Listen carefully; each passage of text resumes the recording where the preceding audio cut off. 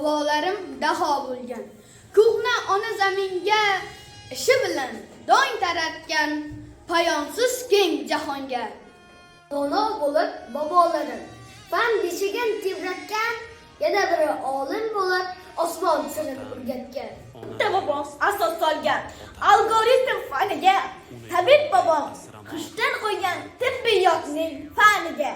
Yer yuzining xaritasini chizgan bobomning biri Amerikani kashf aylagan Kolumdan ko'p ilgari.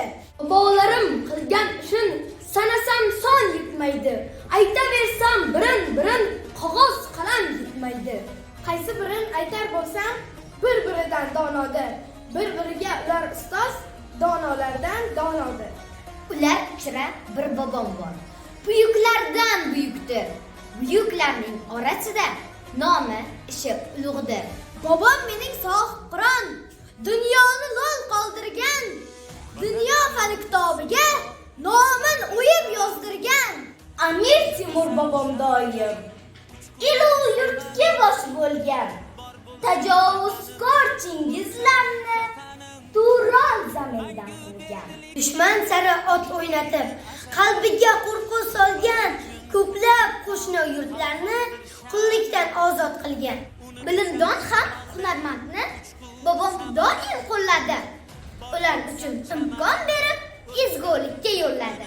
Obod aylab elu yurtni shahar qishloq qurdirdi. Kuch adolatda ekanligin odamzodga bildirdi.